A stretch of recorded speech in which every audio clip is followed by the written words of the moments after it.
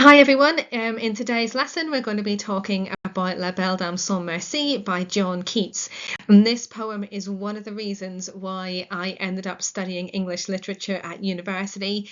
It's because I just love Keats's language. I love his description, but I also love the layers of imagery and the complexity in terms of the interpretation of this particular poem. It's one that we can really get our teeth into. But before we do that, let's read the poem. Oh, what can ail thee, knight at arms, alone and palely loitering? The sedge has withered from the lake, and no birds sing. Oh, what can ail thee, knight at arms, so haggard and so woe begone? The squirrel's granary is full, and the harvest done. I see a lily on thy brow, with anguish moist and fever dew, and on thy cheeks a fading rose fast withereth too.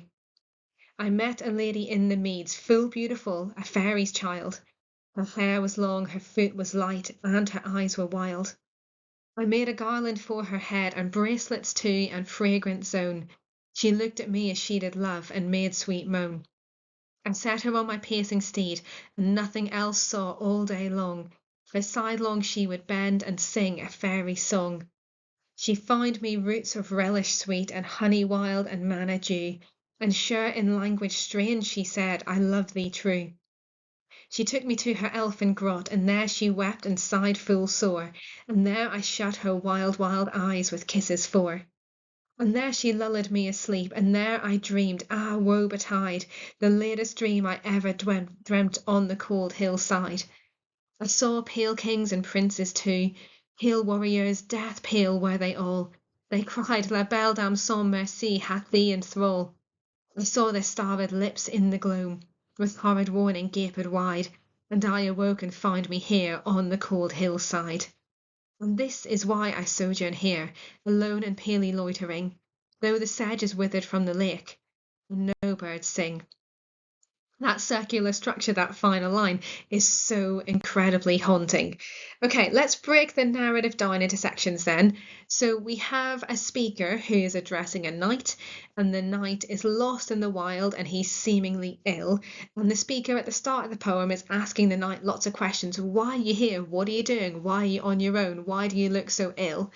And then the knight tells his story. He says that he met a fairy who enchanted him. She took him to her elfin grot. There's lots of euphemisms here, probably. But then she abandoned him, and now he wanders without any sense of hope or purpose, and it does seem as if he's going to die.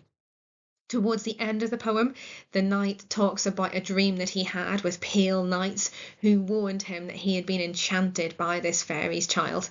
But his fate at the end of the poem is quite ambiguous. We don't find out whether the knight survives or whether he dies because of this experience. So this poem is a tragic poem. It's about loss and suffering, the loss of love, the loss of poetic inspiration, and perhaps most profoundly, the loss of a sense of self, and then the intensity of the suffering and the anguish and the emotional pain that comes from that. In terms of the context of the poem, we are really kind of focused on the references to death in this particular text. And one of the reasons why Keats was so kind of interested in death and was so haunted by death was the number of people that he'd lost in his life. So his mother died of TB when he was 14. He then nursed his brother, who also suffered from TB and then died in 1818. And then Keats himself developed symptoms of TB, which he would later die of. And he wrote La Belle Dame, finishing it in around May 1819. So this is very soon after the death of his brother and when he was aware that he himself was dying too. So there's a real kind of sense of the pressing nature of death. You know, Keats is very much aware of death as a reality in his life. But the poem isn't just about the deaths in Keats's own experience. It's also about fears to do with the death of the imagination, the loss of creativity, but we'll talk about that a bit later. Lots of people link this poem to Keats's lover, Fanny Brawne, the girl that he was in love with. I'm not going to talk about that much here because I think that that can be rather overdone. But anyway, that is something that you'll see on other revision websites. In terms of the title, then, so it's French, it translates as The Beautiful Lady Without Pity, and it's an allusion to Alain Chartier's courtly French ballad La Belle Dame sans Merci from 1424. And when I say courtly, I mean the court. Imagine knights and kings and queens and beautiful ladies, in dresses dancing around, that kind of thing. It's about this poem by Chartier is about chivalric love. These days, we think of chivalry as being when someone holds a door open for someone else or when someone carries a box for someone else. That's a rather diluted form of the idea of chivalry. Chivalry goes back to the medieval period. To the kind of actions of these knights as they protect their ladies, as they protect their country, as they go out and they fight kind of threats that they perceived from the east or threats that they perceived from supernatural forces. In Chartier's poem, there is a sense of the loss of love through rejection and death, so similar to what we have in Keats's version. So Chartier's poem also begins with a knight. This time the knight's lover has died, and the knight is travelling through the landscape, and he arrives at a feast. And at that feast, he overhears another knight trying to persuade a lady to accept his proposal of love. Now that's quite a long section of Chartier's poem, this conversation between this man and this lady. Ultimately, the lady refuses, and the man then dies of a broken heart, as you do. And the poem concludes with an exhortation to women not to follow the example of La Belle Dame sans Merci, this woman who refuses the knight's love. The poem finishes with, a message to women, a moral message to women to be kind, to accept the lover's advances and all of that. Now, as a feminist, I have a bit of a problem with that, a lot of a problem with that. This particular poem from Chartier is very much focused on the male perspective, and it doesn't really explain that it's okay for a woman to reject the man's advances. Anyway, that's the origin of the title La Belle Dame sans Merci. And what's really interesting about Keats's poem is that it picks up these ideas of love and rejection and the woman rejecting the man and female cruelty, but it's much more ambiguous, and it really eschews such obvious moral lessons that we find in Chartier's poem. And we'll dig into that a little bit more as we talk about who is the real villain in Keats's poem. Okay, let's go back through the poem and we'll talk through each stanza, making sure you understand it before we delve into these layers of interpretation. I would suggest that you have a copy of the poem in front of you and that you pause the video and annotate your copy as we go. So stanza 1, oh, what can ail thee, knight at arms? Basically, the speaker's saying, what's wrong with you? What's upsetting you? What can ail thee? What is making you ill or unwell? The knight at arms is the knight who's loitering in this wilderness. The sedge, so this is a type of plant, the sedge has withered from the lake and no birds sing. So it's autumn, the plants are decaying, are dying away, preparing for the winter, the birds have all migrated. The word paly, the adjective or the adverb paly, is probably a reference to tuberculosis, which we've mentioned already. And we have a real sense of endings, death, decay that Keats would have associated with that particular disease. So we have the autumnal imagery and the withering. The reference to the no birds singing, well, singing is really interesting because it generally links to the poetic imagination. If you read Ode to a Nightingale by Keats, which is one of the best things ever written in the English language, he is talking about the bird singing up in the tree, and this bird becomes a symbol of the imagination, untrammeled by earthly cares, the imagination that's free to express itself in the most beautiful way possible, and the poet is aspiring to be as creative and beautiful and transcendent and perfect as that bird is. However, here no bird sings, so there's a real sense of the loss of the poetic imagination, a loss of transcendence. In the next stanza, the speaker repeats his question and asks the knight why he's so haggard, so why he's so worn out, why he's so woebegone, which means kind of unhappy, weary, distressed. He juxtaposes, or the poet juxtaposes, the illness and isolation of the knight with nature's preparations for autumn as well. So the squirrel's granary is full. Well, it's ready for autumn. It's kind of got everything stored up so it can survive the winter. Well, what's the knight doing? He's not going to survive this winter. The harvest is done. Everything's ready and prepared, in juxtaposition to the knight who's wandering alone in this wilderness. Then the speaker says, I see a lily on thy brow with anguish moist and fever dew. Again, probably a reference to Keats's experiences of TB. As he nursed his brother, he would have been very aware of what real physical illness looks like. And it does seem as if this knight has some kind of physical illness as a result of his encounter with the fairy child. And again, we've got this word withereth. So this connects the night to the natural world, as the natural world is kind of fading, decaying in the kind of tail end of the autumn, going into winter. The night is withering too. And then we have the voice of the knight. So he starts telling his story and he says, I met a lady in the mead. So he met a lady in kind of nature, in this natural world. She was beautiful. She was a fairy's child. Now, fairy here, we've got quite an archaic spelling of that. And it refers to the imagination, to the supernatural, something unknown, something beyond human comprehension. And for the knight, that's quite enticing. But there's also a suggestion here that there's magic, that he has been enchanted in some way.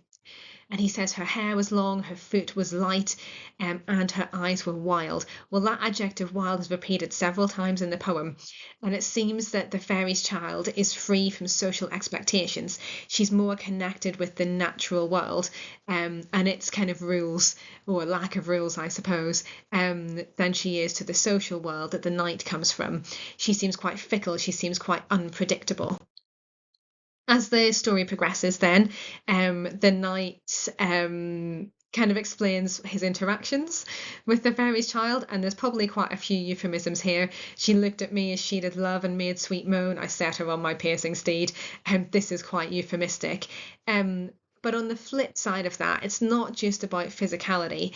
It's about kind of emotional transcendence. The knight finds a sense of emotional fulfillment here with the fairy that he didn't have before. Now, what's quite interesting as we start to dig into the question of who's the victim and who's the villain here is, on the one hand, it seems as if the fairy is enchanting the knight. She's wild, she's enticed him, she sings her fairy song that he doesn't quite understand. It's almost as if she's casting a spell over him. On the flip side of that, or on the other hand, the knight is creating these kind of circular gifts to give her. So the garland for her head, the bracelet as well to go around her wrist. Now, these seem really beautiful. They're made from kind of the natural world, from the objects he finds in the natural world, but there's something kind of encircling and controlling about these objects that he gives her. So is there a slight element of him controlling the fairy child at this point? I set her on my piercing steed is also an interesting phrase, because here he is the active participant. He is the one who sets her and she's passive in this situation. So is he just as responsible or more responsible for the situation than she is? Then the next stanza, she found me roots of relish sweet and honey wild and manna dew. We see that word wild again here, something enticing about the danger and the adventure in the natural world beyond society. Well, honey and manna are also biblical allusions. So if you read Exodus 16, you'll see that God provides the Israelites with honey and manna while they travel across the desert after leaving Egypt.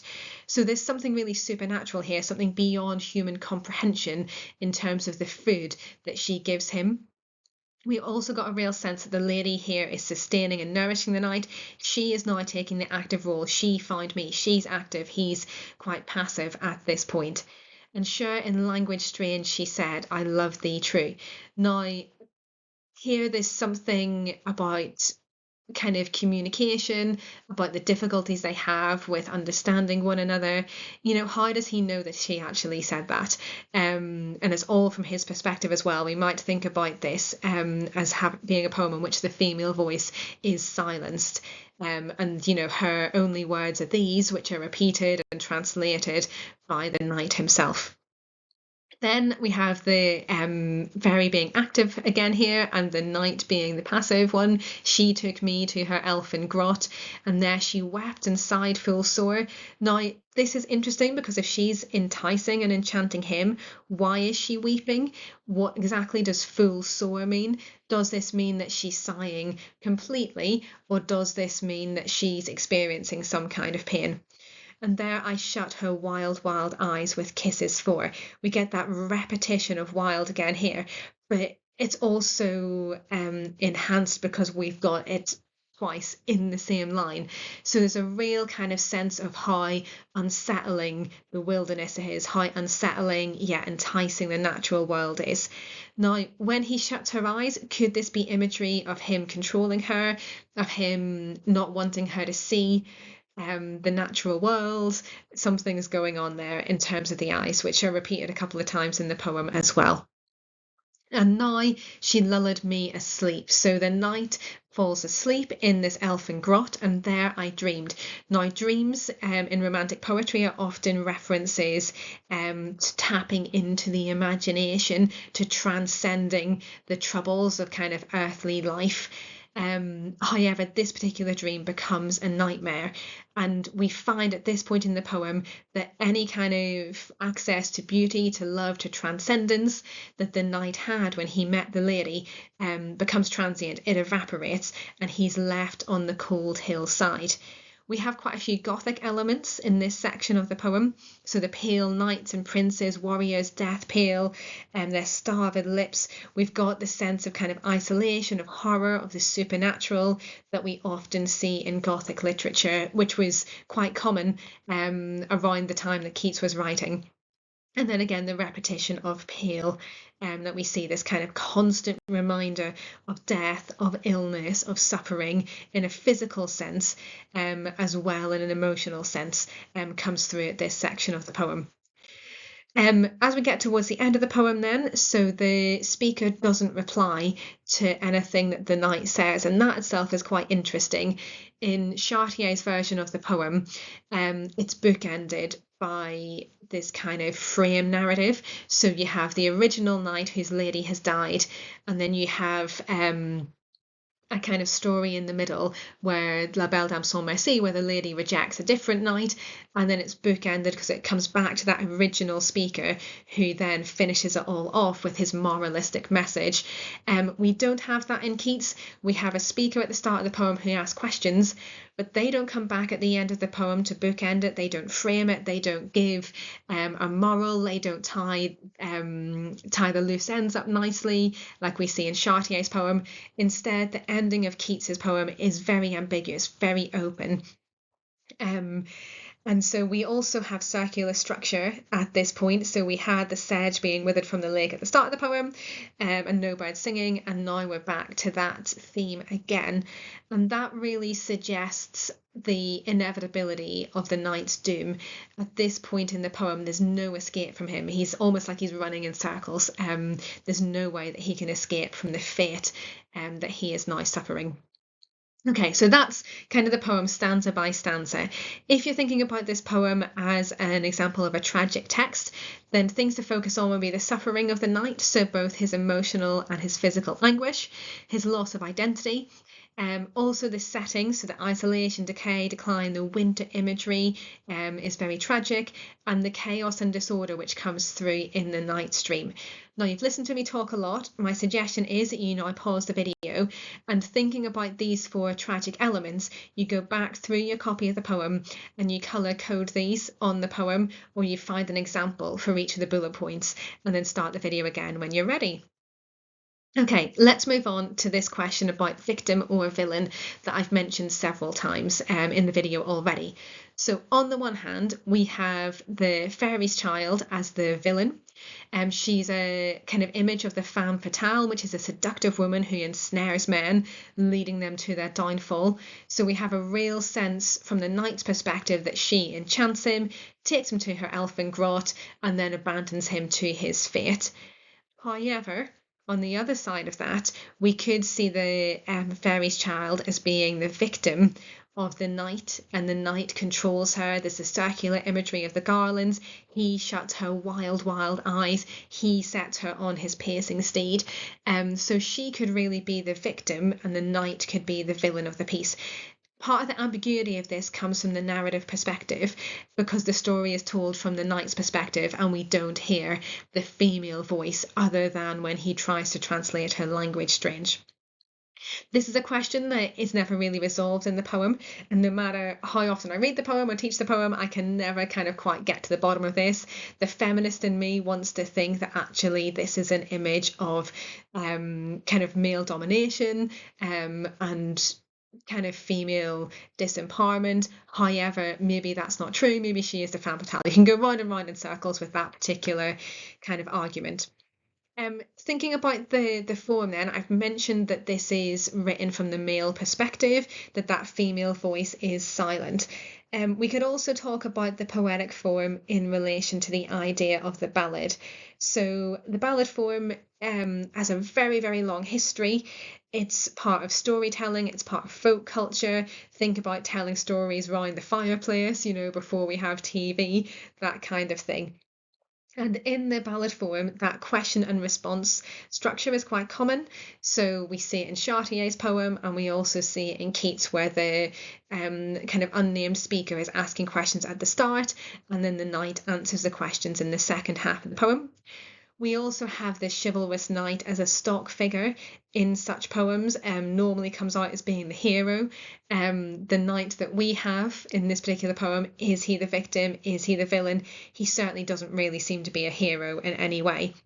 And normally when we see a ballad, we would expect a poem about courtly love. So something where the hero goes through some kind of trial, some kind of adventure or journey, and at the end of that he manages to win his lady's hand in marriage. Think about Shrek, for example, as being a play on the courtly kind of ballad form or the courtly narrative form. Shrek has to go to the volcano, to the dragon, to rescue Fiona. But of course, in that the kind of chivalric form and the ballad form is made fun of a little bit as well. In the ballad form, we would expect tetrameter. So here we're thinking about the rhythm of the poem. Tetrameter is a kind of line in the poem which has got 8 syllables. That would be divided into 4 feet. So a feet is a pair of is a pair of syllables. So we'd expect tetrameter. Possibly trimeter, so that's where there's 6 syllables or 3 feet or 3 pairs of syllables. However, what we see that Keats does in this particular poem is shorten the final line of each stanza. So the first line and the third line we have in tetrameter, so those 8 syllable lines. The second line is trimeter. This is all fine, this is what we expect, but it's the final line of each stanza that Keats cuts short. So, and no birds sing. We would expect at least another couple of syllables in that line. So we see this all the way through the poem, and what this suggests to us is that kind of sense of impending doom. Life is being cut short, nature is withering away, it's entering winter. We also kind of see a kind of withering of the imagination as well, but we'll come to that in a minute. Okay, so if you're writing about the structure of the poem, things to think about are the circular structure, which is the inevitability of the knight's fate. You might think about how Keats is changing what we expect from the ballad form. We would normally expect the knight to be a clear-cut hero who wins his lady's hand. That's not what happens in the narrative of this poem. And we would expect tetrameter or trimeter.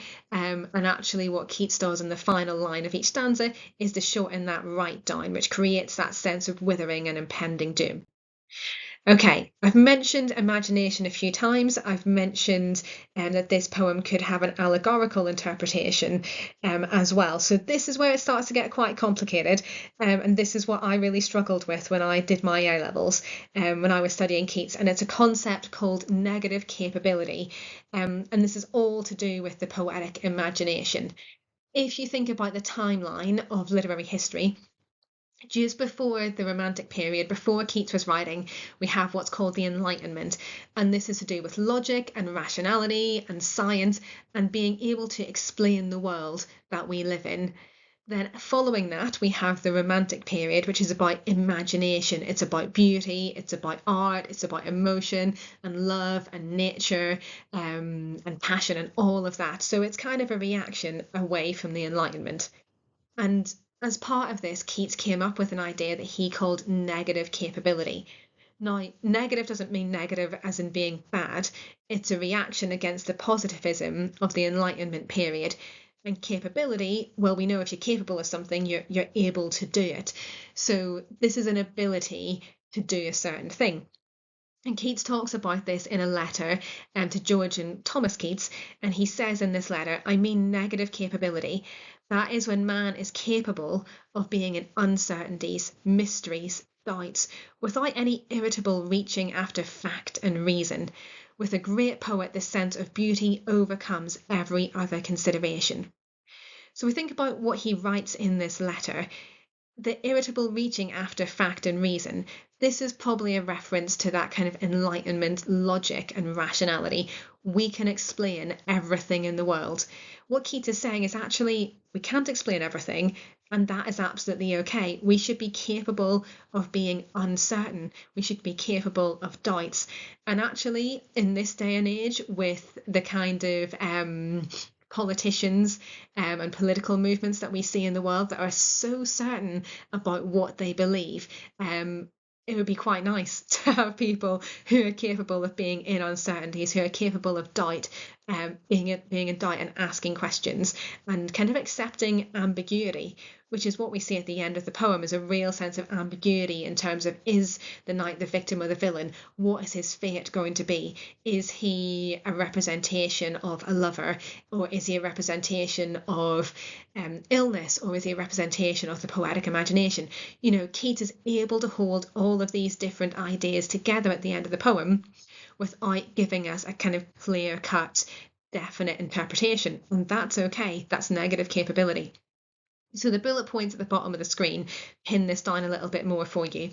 So what Keats is saying is that it's possible to pursue beauty without seeking a rational explanation for absolute truth. In one of his poems, he says, truth is beauty and beauty is truth, or it might be the other way around. Beauty is truth and truth is beauty. That is all you know on earth, and that is all you need to know. Like, don't ask for any more than this. He thinks that we can embrace beauty even if it comes with ambiguity, even if it comes with doubt. We don't need to be able to explain everything. It's accepting the complexity of the human experience. And this really contrasts with Alan Chartier's rather moralistic poem, at the end of which, as I've already mentioned in this lecture, he kind of pins down a moral. Ladies, you should be nice to men, is what he says at the end of the poem. And what Keats is saying at the end of his is, not everything's clear cut. Things are actually quite ambiguous, and we can accept the complexity of that. I've mentioned as well that this kind of feeds into the allegorical interpretation of the poem. So on one level, we could see this as being a poem about death. We've talked about how lots of people in Keats's life had died, and that Keats had really been very close to that death because he nursed his brother, and he was aware that he was kind of picking up the symptoms of TB as well. So it could be a poem about that. It could be a poem about love. I've only kind of quickly referenced Fanny Brawne in this video, but it could be a poem about the loss of love, that Keats had unrequited love for Fanny Brawne. Another level of the poem is this allegorical interpretation where the knight is the poet and the fairy is the poetic muse or the imagination. So if we read the poem in this way, the poet goes out into the wilderness and he encounters the imagination, and he has this kind of wonderful moment of poetic inspiration. Kind of, if you're a creative kind of a person, if you do art, if you do music, if you do dance or drama or whatever it is, you know that there are moments where you're going to be more inspired than others, and then there are times when it just doesn't work. You know, if I sit down to draw a picture, sometimes it's going to work, sometimes it doesn't, and I can't quite explain why that is. And it's almost as if you know, I'm the knight in the poem. Sometimes the muse is there, sometimes she's not. So occasionally the muse, the poetic muse, the inspiration abandons the poet. And we've also got a sense in the poem that the imagination can really inspire the writer, but it can also be really draining. So now we think about the abandoned knight at the end of the poem. He's drained, he's distraught, he's empty. That kind of moment of creativity that he's had in the poem has completely drained him. If we read the poem in this way, then the tragedy of the poem is that poetic inspiration and transcendence is fleeting and that it's transient. Okay, thank you very much for watching. I hope that all made sense. And check out my other videos on Keats, which will be coming soon.